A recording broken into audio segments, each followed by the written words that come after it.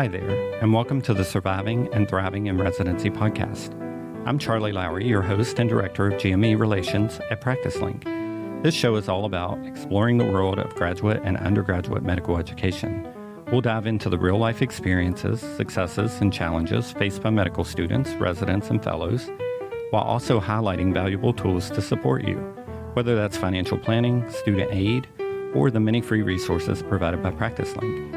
If you're thinking about med school, currently studying, or deep into residency or fellowship, this podcast is here to offer insights and support to make your journey a bit easier than those before you. Welcome to today's episode of Surviving and Thriving in Residency. Today, I'm very happy to have with me Dr. Sarah Eichinger. She is Chief Resident in the Internal Medicine Program at John H. Stroger Hospital in Chicago, right? That is correct. Yes. Yeah. So how are you doing? I'm doing well. I'm happy to be here. Thanks for having me. Yeah. Thanks for joining us. I have a million questions for you. We could probably talk all day. I would love to do an episode just on what it takes to become chief resident. I think that would be very beneficial and very useful. But we'll start with going back in your memory. When did you make the decision to become a physician? What drove you to make that decision?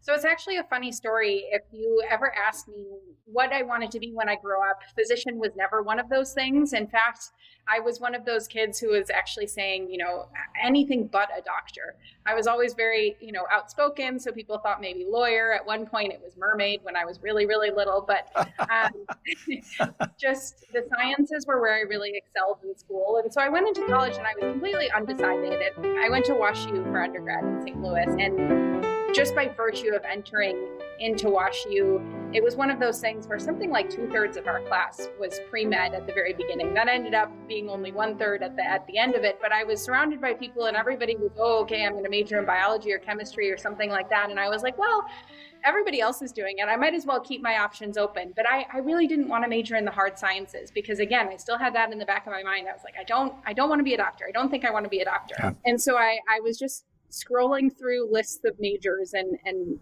things that I could choose from. And I stumbled across this major. It was public health and the environment, and it was in the anthropology department. So I was like, well, here's kind of something that I'm really interested in because I was interested in education. I had been a tutor kind of all throughout high school. I really liked the teaching part of it. And my brain just works on a systems level more than an individual level. And so I thought public health might be the great opportunity to be able to kind of think about health and something that I was passionate about. I loved biology and the human body, but thinking about it more on a systems level rather than a personal individual level. And that major also allowed me to, take some classes that were outside of the hard sciences, the biology, the chemistry. And, I made it through college and I hadn't taken the MCAT. I was still undecided. I really didn't know what I wanted to do if I wanted to take that final step. Like I had done all the pre-med classes. I could have applied for med school. I could have taken the MCAT, but something in me was like, I'm just not sure this is the right path for me because I was really, I knew it was going to be a long road and I didn't want to be committed just to, like the doctor life for the rest of my life. And I thought I would have to leave behind kind of the teaching and the advocacy and the political part of it that was really interesting to me. And so I actually took some time off between college and medical school. And my parents met in this volunteer program. It's the Jesuit Volunteer Corps, kind of like AmeriCorps, except run by Jesuits. And so I had that legacy of the two of them did this volunteer program. That's how they met. And I had no plans for after college. So I applied and I got accepted. And I applied for all kind of volunteer opportunities that had some health focus. So my placement actually was in a free clinic in Phoenix, Arizona. I had never even been to Arizona before, but I moved into a house with 5 other volunteers. There were 6 of us. They paid us $100 a month and room and board. So oh my gosh. Money at all. We ate a lot of beans that year. So that was definitely volunteer. I mean, it was 100% volunteer almost. Yeah. Yes, exactly. I mean, we made no money at all, but that was part of the fun of it. I mean, it was great bonding, yeah. And it really allowed me to have this experience in this really, really special clinic. It was a clinic for only patients without insurance, but they had this amazing program director there who had recruited specialists from the Mayo Clinic, Arizona, and some of their larger health systems in the area. So we had, Tuesday afternoons were cardiology clinic. We had the rheumatologist coming in one day a week. We had the dermatologist coming in one day a week. And so these patients were able to access primary care. But then I also got exposed to all of the specialists too, who were coming in. And that was just so cool to be able to see. So officially, I wasn't a doctor or anything, obviously, at that time. I hadn't gone to med school, but I was the social services coordinator was my title. And so that just meant I did some of everything. So I learned how to write grants. I interpreted for patients because, we were in Arizona, we were close to the border. We were, mostly Spanish speaking. So I had learned Spanish throughout college and I was able to kind of pick up the medical Spanish while I was there. So I was a scribe and an interpreter. I helped recruit volunteers to be scribes and interpreters there. I helped create a database of kind of resources so that if somebody needed a food box or legal aid or something like that, we had places to send them. So it was this wonderful experience where I learned that, seeing a doctor didn't mean you were just like 8 to 5, just, one patient after the other, that really you had the privilege of being kind of an educator. We were running health education classes like on the importance of pap smear and colon cancer screenings and vaccines. And as my medical director was kind of spearheading all of these things. And so I saw him as a physician, but he was able to be an educator and he was able to be active in the community, like advocating for public health policy. And he was really making a difference in the lives of these people, not just, prescribing medication, but also connecting them with other things that they needed to be able to maintain a healthy state. And so I saw that and I was like, okay, that kind of doctor I can be. And so I finally took the MCAT. I took one more year. I did some research and then applied for med school, and then the rest is history. Wow. So I always ask this at the end, but now are you looking toward lifestyle medicine? Is that what you're thinking? I don't think so. I think that I want to continue to work in an underserved location. So like right now, Stroger Hospital, it's the public hospital in Chicago. And so it's mostly underinsured or uninsured or patients without insurance. And I know that I want to keep working in that kind of setting. And I know I want to be doing teaching. The long story short of it is that I want to be working in a hospital that's serving patients who are underserved, and I want to be working directly with residents. But to me, it doesn't matter if that's inpatient hospitalist or outpatient primary care. St. Louis is a great place. St. Louis University, Washington University. Yeah, I mean, it's a great place. We are based in a small town in West Virginia, but we're also based out of St. Louis. So we've been in St. Louis for over 30 years now and do a lot of work with WashU and St. Louis University. So great places there to be for sure. So tell me about WashU for undergrad. You loved it? I did. I had a really great experience. I kind of lucked into that too. I was really thinking I only wanted to apply on the East or the West Coast. I wanted to get as far away from the Midwest as I could. But it turned out my dad had a cousin who was one of the deans at WashU, and she was like, just come for a visit and apply. And they didn't require an extra essay. And I was like, all right, what's one more, $60, whatever application fee. And so I applied and I eventually got in there. And it was one of those things where they gave me a lot of money. And I was like, okay, well, this seems to make the most sense. I'm not a plane ride away from my family. And I was so lucky that I made that decision. I had a wonderful experience there.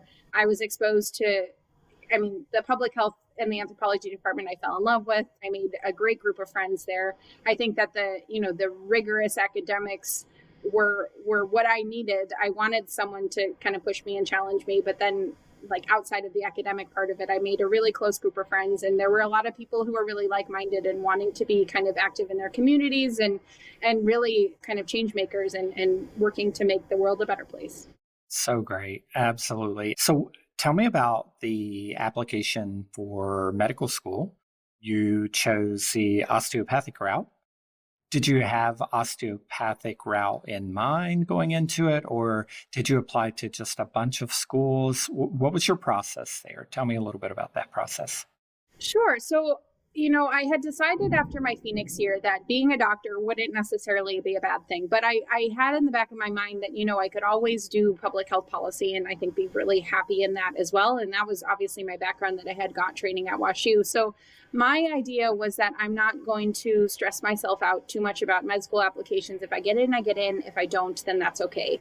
So I didn't even apply that broadly. I don't remember the exact number of schools that I applied to, but I knew because I was a non-traditional applicant, I had a little bit more of a chance, or that's what people had been telling me on the DO route rather than the MD route. Just because they tend to look at non-traditional applicants maybe a little bit more favorably. And so I didn't even know that much about osteopathic medicine going into it. I had a doctor growing up who was an osteopath, but I really didn't know what that meant because he practiced medicine the same way as any of the other doctors that I went to. And so it was one of those things where, being the non-traditional applicant, I knew I had to be a little bit careful about how I was applying for med school. And so I applied to schools mostly just in the Midwest, because at that point, my family, my support network were all in the Midwest. And so I was like, well, I'll just apply narrowly to kind of schools there and see what happens. And so I interviewed, and of the schools that I got accepted to, the Chicago College of Osteopathic Medicine is one of the oldest osteopathic medical schools in the country. That was one that I got accepted to, and it made the most sense to go to. And so I was like, all right, fine, I guess I'm accepted. I guess I'm committed to being a doctor. And that's how I kind of fell into the Midwestern education. Gotcha. So when you started your first year of medical school, did you feel like you needed to learn how to study all over again? Was it a completely different process in the study process? Yes and no. I think the hardest part was that I had taken 2 years off, and I had worked a 9 to 5 or an 8 to whatever time the clinic closed type of job. And then I did some research, and that was more just, I was able to, as long as I got the work done, the hours didn't really matter so much. So getting back into the swing of kind of studying every day and preparing for tests and that sort of thing, it took a little bit of time, but not as much time as I thought, because I think WashU gave me a really good foundation for, okay, here's an insane amount of information that you have to absorb and then figure out how to regurgitate it back on a test. And so I think by going through all the hard sciences at a rigorous school like WashU, that prepared me well enough to study, but it certainly was a learning curve in that I had taken some time off, and getting back into the swing of really intensively studying was a challenge. Yeah. First 2 years, you were probably in a classroom, right? And then years 3 and 4 in clinicals. So if you could look back on your school, on medical school, what would you do differently? What would you focus more on? Things to think about would be our listening audience, being a medical student, somebody considering medical school, things like that. What would you look back on and change? What would you focus more on, stress less about, things like that? So I think for me, our school was not one of the pass-fail medical schools. So we actually received a letter grade for everything that we did. And I think I spent a lot of time, and that's probably the type A personality in me, kind of stressing and studying really hard because I knew that I was going to get a letter grade at the end. Where I think a lot of med schools are now more moving towards kind of a pass-fail type of curriculum. And so I wish that I had not stressed as much about studying for the test. I wish that I had worked more to pass the test and maybe took some time, especially the first 2 years. My whole life was just about school. Like I lived close to school, and I was just, going to and from school and the library, and I spent my entire time studying. And I wish I had, I had my family in the area, and so I already had a support network. So I wasn't really looking for, another close group of friends or anything like that. So I spent a lot of time studying, and I regret a little bit that I didn't spend more time kind of having a life outside of school. So I think that in retrospect, like memorizing the biochemical pathways for something that I've never thought about since medical school, since I took that test. I spent a lot of time doing that. And yes, those are the hoops that you have to jump through to be able to pass medical school and be able to check all the boxes so that you can become a doctor. But the reality of the situation is now, having the hindsight of looking back, is that some of those things, while important to pass the test, maybe just strive for passing. You don't have to strive for the perfect score, and don't kill yourself over that. That's great. How about challenges? What were your biggest challenges in medical school? I had to figure out how to be a type A person in med school, where you're not always going to have all of the answers correct all the time. So I think the hardest part for me was the first 2 years, because it was really just a lot of book work and studying and studying and studying, and you were never going to get a perfect score on all of your tests. And so kind of accepting that internally. And the other part that was hard for me was that I realized that I really missed the patient interaction. Like, we spent most of our time just behind books, behind computer screens, watching lectures on 2 times speed, but you weren't really doing what you were going to med school to do, which is ultimately see patients and take care of patients. And I wasn't feeling like I was making much headway and kind of even like making my school a better place. I was a member of a couple of curriculums and committees and that sort of thing, but really it was all my time was dedicated dedicated to studying, and I wasn't speaking to patients, and I wasn't, like feeling like I was making changes on a system level either. And so I was kind of doubting, like, these 2 years are really hard, and I'm not even doing what I thought I was going to be doing. And so just kind of getting through those 2 years, and then third and fourth year things got better because I was back in clinical settings, and that kind of reaffirmed that I was where I needed to be. But getting through those first 2 years were hard. Sure. Hey residents, ready to land your first job after training? PracticeLink.com can help. Our free resource center has everything to get you started, from CV tips to contract advice. Visit PracticeLink.com's resource center today, and while you're there, create your free account to unlock even more tools for your success. So tell me about the transition to residency. How was that process? I'm sure you remember walking in your first day. Tell me about that process and just about the first year altogether. Sure. So I think that to kind of contextualize my journey starting residency, you have to know a little bit more about my med school. So my medical school, we don't have a home hospital. So all of our clinical rotations were done at hospitals around the Chicagoland area, which for me was a really neat learning experience because I was able to get exposed to, the larger university-based hospitals versus the smaller community hospitals. I did peds in like an outpatient clinic run by this man who taught us about business, and I did psych in Indiana. So it's a completely different state. And so I had this exposure to all of the different ways that healthcare could work. And for me, that was important. And then it helped me transition into residency because I had actually done rotations at the hospital, one of the hospitals that I matched at. So for reference, I split my time between two different hospitals. One of them was at Stroger Hospital, where I'm a chief now. And that's our kind of public hospital that serves mostly patients without insurance or patients who are underinsured. And then I did half of my residency across the street at the large academic center, Rush University. And so I had done rotations as a med student at the county hospital, the Stroger Hospital. And so I knew kind of the intricacies of, you probably weren't going to have EMR access for a couple of weeks, and like things, it's just a big government bureaucracy. And so like getting paid on time at the beginning because somebody didn't submit your name to payroll was just going to be a mess. And so I already knew going into the county side of things that like, you just have to come in with a lot of patience because it is a big system, and everybody is very well intentioned, but sometimes things get lost in the shuffle. And so that part of transitioning to residency, it wasn't a shock when things didn't go necessarily as planned when I went to county. But I think my first year, it was an adjustment for sure. I mean, you went from seeing 1-2 patients maybe as a med student to suddenly being responsible for a lot more patients at the same time. So it was a steep learning curve in that I had to figure out how to reprioritize tasks and make sure that I was keeping myself organized. I had to figure out the best way to kind of do a checklist so that I was presenting appropriately. And then I was able to kind of scribble down all of the recommendations that the attending or my senior had said needed to be done by the end of rounds.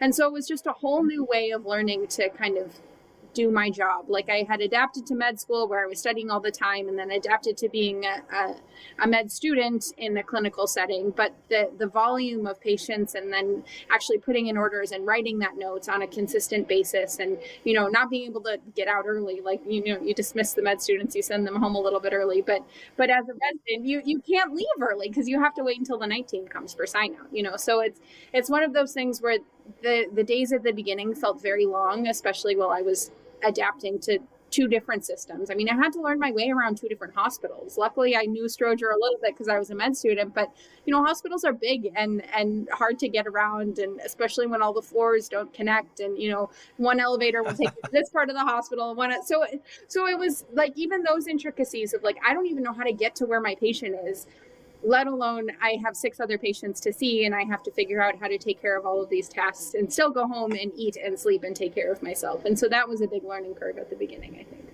A lot of little stresses, getting on that elevator and coming out on the wrong spot, and just that panic, right? Yes. Plus, I guess too, I think the other thing is if you're having a rough week, as opposed to medical school. You might have a rough week on your rotation, but you're thinking, oh, I'll only have one more week left on this rotation or only 3 more weeks left, and then I'm done anyway. It doesn't work quite like that in residency, right? Not quite. I mean, you do have, at least our program, we were structured on kind of, we call it an XYZ model. So you knew you were going to have a hard month and then a month where at least you were in some clinics and you were promised some golden weekends. So there was always light at the end of the tunnel, especially on your hard wards or your ICU months. And even like Chicago in the wintertime, I found that, you finally get into the swing of things, but then you get to January and Thanksgiving, Christmas, New Year's are all over and it's nothing but dark days. And sometimes you're not seeing the sun because you're getting to the hospital at 6 a.m. and leaving after the sun is set in the day. And so those times get dark and hard and you have to figure out a way to take care of yourself. So even if you were able to do the job by then, like taking care of your mental health is really important too. And that was something that we all had to figure out and kind of support each other through that. That's a great segue because my next question is going to be about burnout. If you want to talk about any periods of burnout that you've had in your journey, whether it was in medical school or even undergrad, but also I think the whole mind, body, spirit is very important. And I think keeping those in check. So, what do you do? Some people will find that through church groups. Some people find that through the gym. What are your outlets to keep you in check, mind, body, and spirit? Yeah, so that's a great question and something I'm still working actively to figure out. I mean, it's never perfect, and what works for a while might not work forever. And so I think it's different kind of in each stage in my career. In medical school, I was single. And so a lot of my focus was on, I found that I was performing the best and I felt my best when I was making sure to incorporate some physical activity. So I was like leaving the library, and even if it was just doing yoga in my bedroom or going for a walk when the weather was nice outside, making sure that I was kind of getting up and moving around, that was really, really important for my mental health. Eating consistently and as well as I could. I know that's hard in med school, especially the first 2 years when you just feel like, you feel all the pressure of, okay, I have 3 exams next week and I haven't studied for any of them and I'm so stressed out. Like, I just want to either skip eating or just eat a bunch of junk food. And so like for me, I had to figure out how to kind of meal prep so that I wasn't falling into unhealthy habits. And then I think so activity, physical exercise, and for me, sleep always throughout medical school and residency is something that I prioritized. I think for med school, it was one of those things where I figured out early on that I would be underperforming on tests if I wasn't sleeping. And so it was one of those things where I would rather go to sleep for an extra 2 hours than study for an extra 2 hours. And I found that that for me actually made me do better on tests because I was able to kind of critically think through test questions. I mean, all test questions, there's a method behind them and you can kind of think your way through a lot of them. I mean, it wasn't a perfect solution and there were probably more questions that I got wrong because I didn't spend those extra 2 hours studying, but ultimately prioritizing sleep and trying to get as much as I could. I mean, it wasn't 8 hours every night. I'm not going to lie about that, but prioritizing sleep has always been important to me. Sure.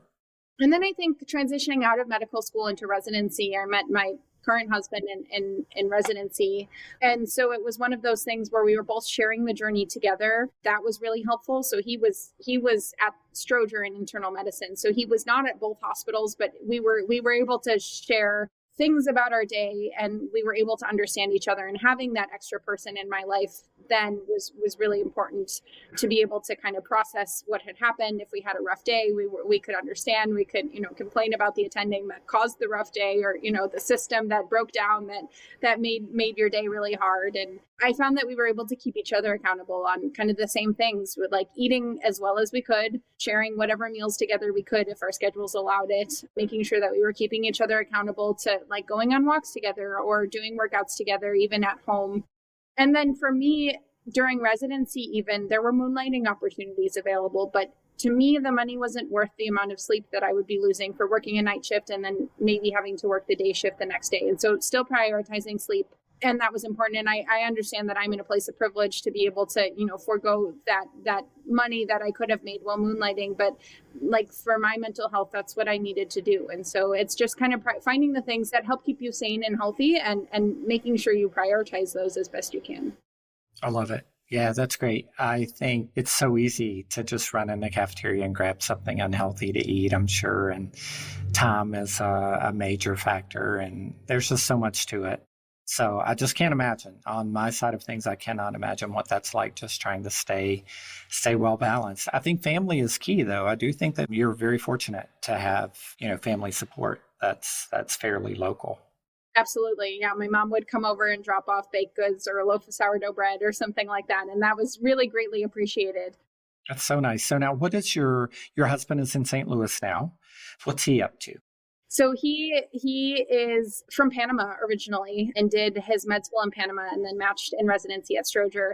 We were actually on our first wards block. We were stuck together as co-interns and then enjoyed spending time. We figured if we could survive 12 hours a day with each other and still wanted to spend time with each other afterwards, then it was probably meant to be. And so that's kind of how we met. And then he had always known that he wanted to do gastroenterology. So he applied for GI fellowship and he preferenced programs in the area within reason. Like I didn't want him to compromise his educational opportunity for a program that was in Chicago. And it turned out that SLU was very high up on his rank list. I don't want to tell his story for him, but it was high up on his rank list. And, it is long distance, but it's a sacrifice, especially for 1 year that we're willing to make because it's an excellent educational opportunity for him. And, it's just a 4-hour drive or train ride or whatever. And so I, as a chief, will have some time, weekends off, especially where I can just go down and see him. And he's actually already been to see me once. So we're going to make it work. Yeah, I know actually several residents in St. Louis who are commuting to Chicago back and forth every other weekend because one or the other is in a different program now. So definitely well worth it. Physicians, only want to be contacted by recruiters who know your specific professional interests? Simply call and speak with a PracticeLink physician specialist, and we'll help you create your free profile and pair you with only the job opportunities that you're interested in. Visit PracticeLink.com to get started today.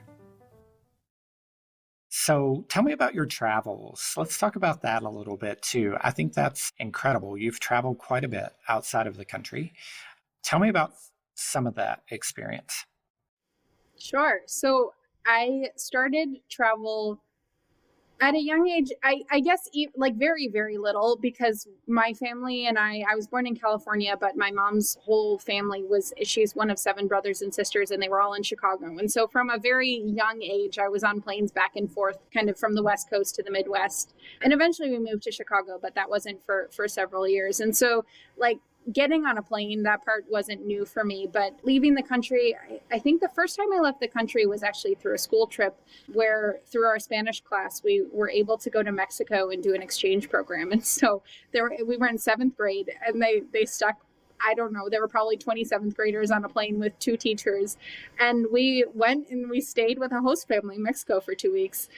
My host family was like, "You're here to learn Spanish, right?" And I was like, "Yep." And they're like, "Okay, no English at all for 2 weeks." And they didn't tell us that was going to be what the program was. And most other families, like at least the kids in the family spoke English because we were doing an exchange program with other 7th graders. But so I went and I stayed in a home in Mexico without my parents and learned Spanish as best I could. I went to school with my host sister and then she eventually came to Chicago and did the same thing. But it was one of those things where, I showed up in the house and I was like, oh no, what have I done? When they told me that, only Spanish for the next 2 weeks. But it was one of those experiences where, facing that discomfort and then coming out the other end, like I made it through 2 weeks. If I can make it through 2 weeks of living in somebody else's house, speaking a language that I'm not really even that comfortable in, wow, I can do anything. And so I kind of got the travel bug, I think, after that. And I would work over one summer so that I could save up and do a trip the next summer. And so I got to go to places, and these were all exchange programs with other people my age. And so I wasn't traveling out of the country with my parents at the beginning. It was all just, I was with a bunch of peers. And so I went to Fiji and did kind of a service trip out there,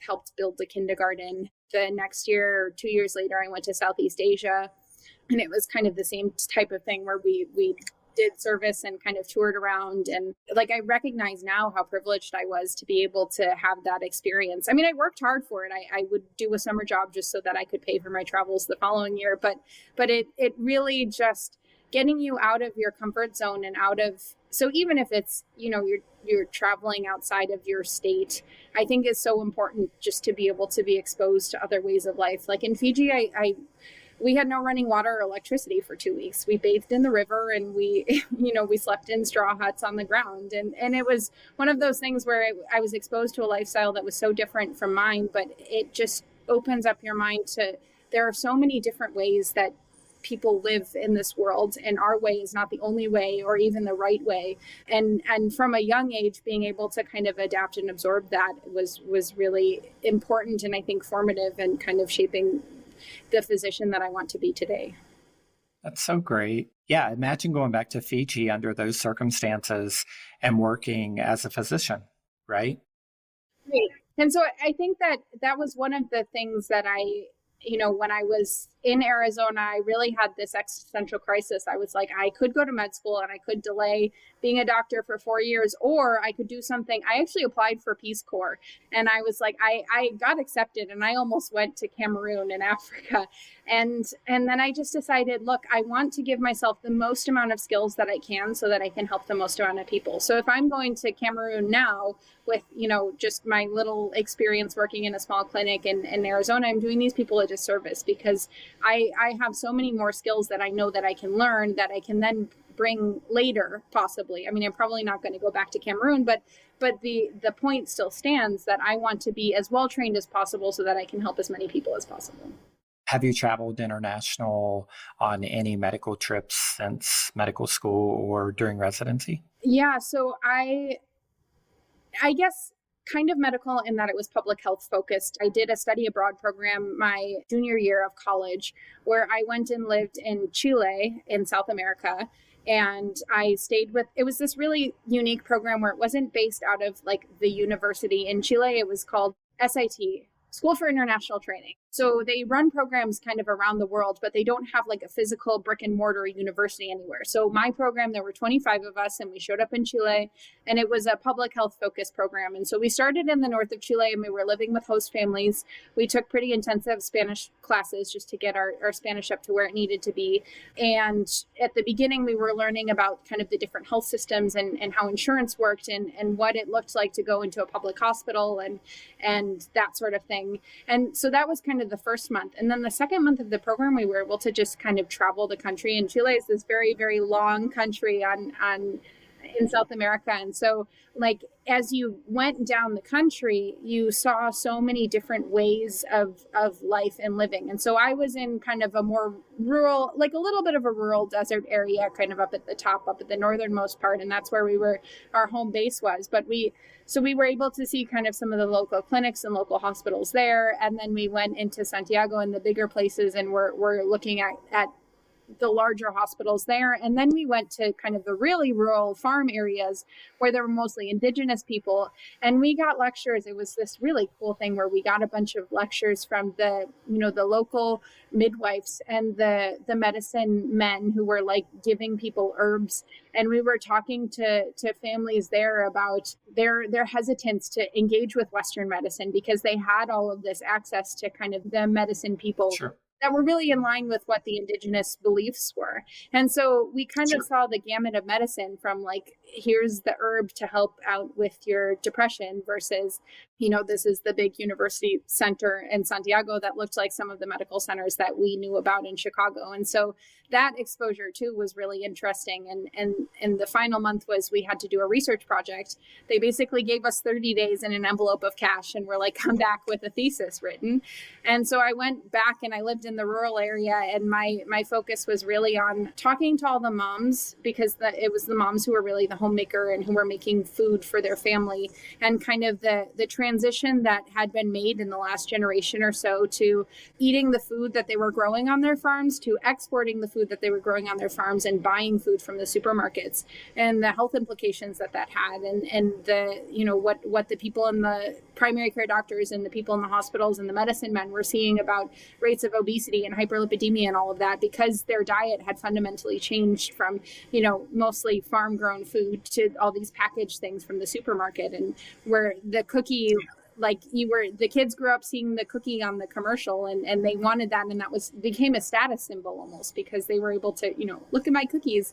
Whereas before it was eating things that you were growing yourself. And so I just think that experience of being able to see, and the same exists in the United States. There's a gamut of ways people receive health or interact with the healthcare system.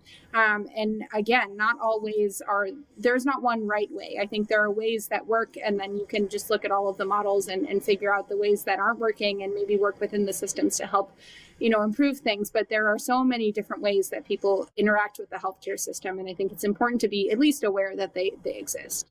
Yes, very true. And even travel within the United States is incredibly diverse, whether it's going from, Phoenix, to rural Appalachia, totally different culture altogether. And I think their stance on medical treatment is very different for the local people, So it's interesting even within the United States, but I love the international travel. I hope you get to do more of it. I hope you get to do some medical trips. I think that would just be incredible. Yeah, I agree. My goal is one country for every year old that I am. So I try and get to at least a new country every year.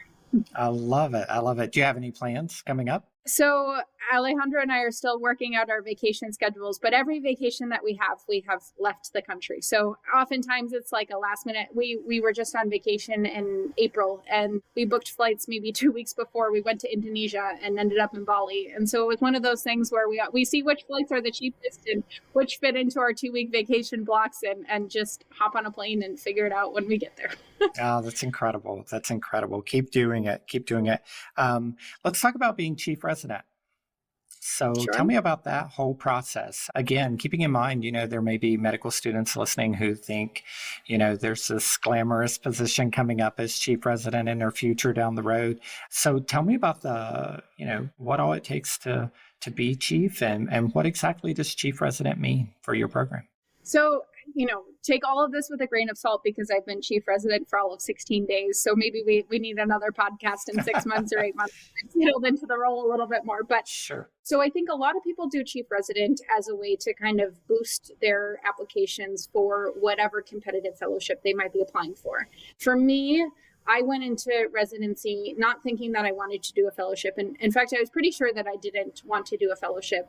Partially it was the same. I went into undergrad. I was really undecided. I like so many things that it's hard for me to commit and make a choice to things. And that was reaffirmed as I was rotating through all of the subspecialties as a resident. Even there were things that I liked about everything, but I didn't want to give up and focus on, my whole life on one organ system. I wanted to be able to kind of think a little bit more holistically about all the organ systems. And plus, as like a hospitalist, you get to be the boss of everybody. And that was always something that came naturally to me. So I would rather coordinate a team and be learning from all of the cardiologists and the nephrologists and the subspecialists that I'm consulting rather than be one of the subspecialists and kind of forget that the rest of the organ systems exist. And not that happens to everybody, but that's kind of the general feeling that I had. And that was how I made my choice to not go to fellowship. All of that being said, I think for me, the chief residency year is really because I want to hone my skills in teaching and interacting with residents.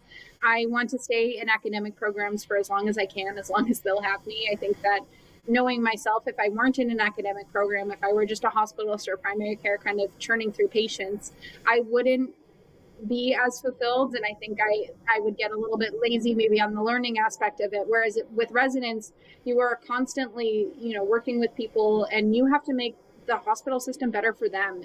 And you get to have the privilege of learning from all of the med students and residents that you're interacting with. And so I really want to keep with people who are going to push me to keep growing and push me to keep challenging the systems and that sort of thing. So that was kind of where I went into thinking about a chief here, not because I wanted to bolster my fellowship application, but because I was really passionate about teaching. Mm-hmm. And I could have been a chief at either one of my programs, actually. So Rush or County, Stroger Hospital.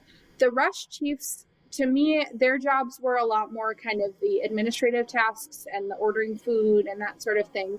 County, we don't have the budget for lunch every day for people. So the food ordering was kind of out of the question. It's a lot more like the chief residents are the ones who lead our morning reports. So 10 a.m. reports Monday through Friday for all of the senior residents. And then at noon, there is something every day for all of the interns. Now, I'm not doing the teaching for all of those sessions, but I am coordinating them. I'm doing the teaching for many of the sessions, and I'm able to go to every single one of them. And so for me, it was this great opportunity for a year, I just get to kind of be a sponge. I get to work on my teaching skills, but then I get to go to all of these lectures by all of these really, well-respected people and just kind of absorb the knowledge from them. So that was how I picked Stroger over Rush, because each program, the chiefs have a slightly different role. So kind of pay attention to what your chiefs are doing if that's something you're interested in from the beginning. Is it more of just the admin and the scheduling things, or are you actually going to have an opportunity to kind of teach or develop curriculum, or like at our program, we do all the procedures on the weekends. And so I got the extra opportunity to do several procedure service rotations, and I got signed off on, thoras and paras and LPs. And so that's now part of my job. And at Rush, they don't do any procedures. And so it's really program dependent, I feel like, the chief residency role. And then the other aspect of it is I've always been good at kind of the admin and scheduling tasks, those logic problems where you had to make a line of these 6 people in order, Mary can't be next to Joe. Joe is not first in line. I loved those. And so scheduling for me is kind of a fun little logic puzzle game. So I knew that even though that wouldn't be the most exciting part of my job, that would be a part of my job that I would, I am good enough at it that it wouldn't make my year miserable. And so what I'm coming to understand, though, is that the chief year, it's a lot of Outlook management. I now have an Outlook calendar that's full of meetings, and it's a lot of emails. And that part is not so fun. So there are definitely not glamorous parts of it. But the fact that I get to interact with all these residents and be kind of really on the front lines of onboarding this new crop of interns is really fun and exciting. And I've already given some morning reports and some lectures, and that part is really exciting and fun to me, too. So not all of chief year is going to be glamorous. I would say if you're just looking for the fellowship boost, I don't know that you should necessarily consider doing it. I think you have to be really in it for the right reasons, and then really examining kind of what the chief year at U program has to offer. That's great. So something that people may not know yet is that you are one of the winners of our first practice fund at PracticeLink, which is a scholarship that we awarded to 6 individuals for the spring of 2025. So that has to feel good. That's a $2,500 award. That has to feel pretty good to get that. I know that will help you on your journey. So talk a little bit about that, if you don't mind. Yeah, of course. I'm so grateful and honored to be I didn't realize this was the first time you were doing this, but to be one of the recipients of this award. I really think that this is going to go a long way, and more than just the financial part of it. I mean, that certainly helps and is nothing to sniff at, but I think that it just reaffirms that kind of my non-traditional path and the fact that, I didn't know that I wanted to be a doctor. And I took some time off before going to med school, and I eventually matched into residency, but I'm not doing a fellowship. And sometimes people kind of question that, because everybody should do a fellowship is kind of what you hear over and over again as a resident. And so just kind of reaffirming that the choices that I made, the path that took me there is a path that it doesn't look the same as everybody else's path, but it was a path that was right for me. And the fact that, you're recognizing that is really gratifying, because I know that I'm in the right place. But, if I tell my story to everybody's like, wow, there were so many different twists and turns, and you weren't sure on so many different points along the way. And I think that's true in some respects for everybody, but just the fact that all paths can look different ways. And this is just another way to kind of affirm that. So I really appreciate it. Yeah, absolutely. I think that, something that stood out was, of course, a lot of your volunteer work and your service work and just your passion for that. It's remarkable. It really is remarkable. I think that even talking to you today, I can tell that you're very passionate about making the world a better place, but also maybe helping those who need it the most. Yeah, and I appreciate that. And I think that really, especially for people who are listening to this who, may not have applied yet or are thinking about applying, you have to do this for the right reasons. And if it's just for the financial compensation,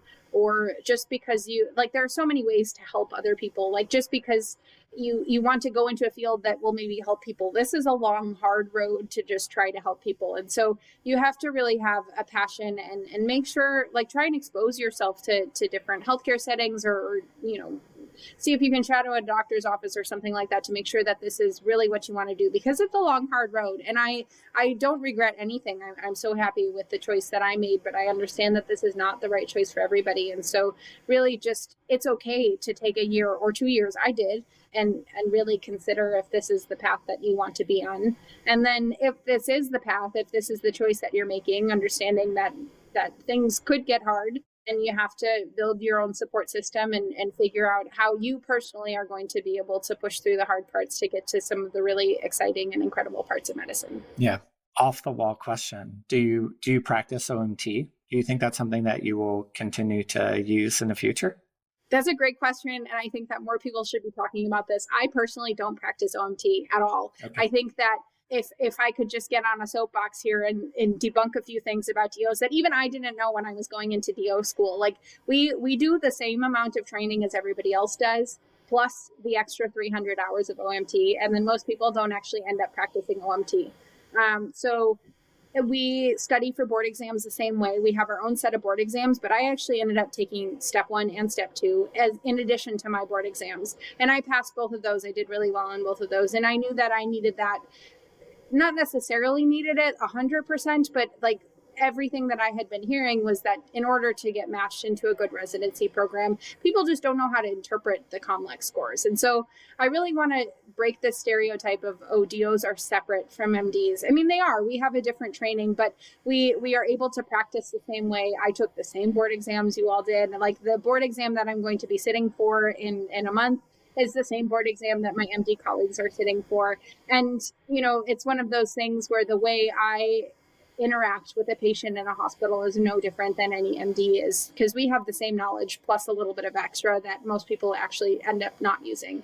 And I personally don't incorporate, other than to kind of friends or family, just a little bit of a quick manipulation. I don't do too much. I think the things that it did help me in was for procedures, I have really good hands. I think a lot of that was because we had a lot of practice kind of finding body landmarks and that sort of thing, because we just practiced on each other. And so doing an LP for me is very easy because I'm able to quickly find the right space to go into, and because I felt so many spines.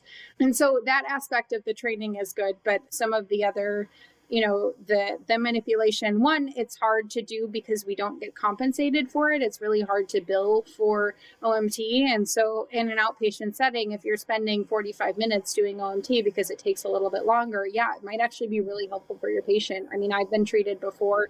I had kind of back and hip problems that were fixed through my med school, but if I'm not getting compensated for the work that I'm doing, then it's not something that I'm going to incorporate into my practice or not regularly. And then the other aspect is supervisors too. So, as a resident, you are practicing under somebody else's license. And so none of my clinic preceptors were ever DOs. And so even if I wanted to do OMT, no one was able to safely supervise me. So it was just kind of one of those things where I didn't end up practicing much. Oh, that's a good point. Yeah, that's actually a really good point that, the MDs are not going to be aware of, they're not going to be able to supervise you with those procedures. I'm a huge fan myself, so I think it's phenomenal. I spent 10 years working at a DO school. So it's a regular part of my life. I would just pop in the OMT clinic and say, hey, can you fix my knee today? Or can you work on my knee today? And it was a game changer for me. So I really do love that aspect of it. But yeah, the wall between DO, MD, it shouldn't exist at all. There shouldn't be a wall there in 2025. I think there probably still is some misconceptions, with folks out there. So yeah, I think you guys just go a little step further, if anything. I think the DOs go a little step further with the OMT edition. Right. I like to think of it as MD plus. MD plus 300 extra hours, and it gives you really good hands at the end of it. And then ultimately, I mean, it's really no different in the knowledge that you're getting. Yeah. We need to push for that MD plus to to go through as a new title there, I think. So so you will definitely be a preceptor one day. I think that it sounds like you will definitely have students, residents. Sounds like you're definitely on board for precepting folks in the future. That's the hope. It keeps you on your toes, I think, for sure. Yeah, at some point, those young folk will be the ones, with the leading edge on technology and things like that they can bring forward. And I think you can always learn from anyone you're teaching. You can always learn from them as well as teach them. They'll keep me up to date on the newest AI technology that's out there. Yes, that's true. It's changing every day very quickly. So, yeah. So how about words of advice to anybody listening, whether it be something regarding boards or board study or just in general, words of advice for someone considering medical school, maybe a medical student, maybe somebody who's struggling right now, maybe experiencing burnout. What would you say to those folks? Yeah. So, I'm no expert in this, but I have done it. So whether or not I did it well or gracefully is for somebody else to judge. But I think that if you haven't started your med school career, if you're thinking about applying, try to expose yourself as much as possible to as many different medical settings as you can, and make sure that this is something that you really want to be doing. Like, as you're sitting in these medical settings, is this the way you want the rest of your life to look?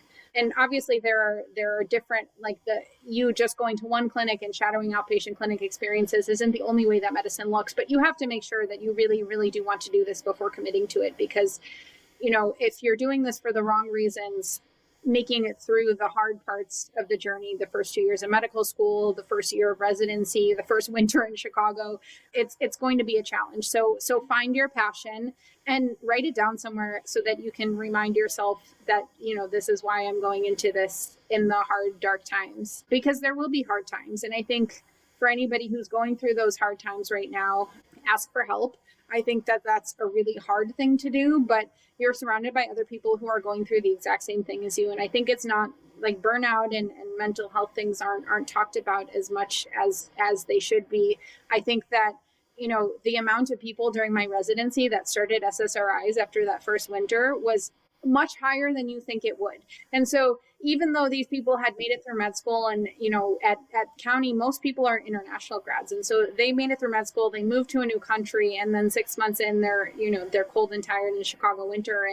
And it's okay if you need some help, if you need some therapy, if you need to start the SSRI, it makes a huge difference. So ask for help, because other people are probably struggling too. And you are definitely not alone in feeling like you are an imposter, that you are the only one struggling. It's not true, because everybody around you is struggling, and they may just not be showing it, because everybody in medicine, not everybody in medicine, but you've got all the type A's in medicine who have to be all put together on the outside. But if you really just start being open and honest about your journey, and when you're struggling and when you're not struggling, and what went well, and sharing the things that work for you, and sharing the struggles too, more people are going to start talking about it. And then starting that SSRI or going to therapy or asking for help, even if it's not through a medical profession, become more normalized, because everybody struggles. It's hard. And that's I don't want to lie about that, but there are some really great times too in residency.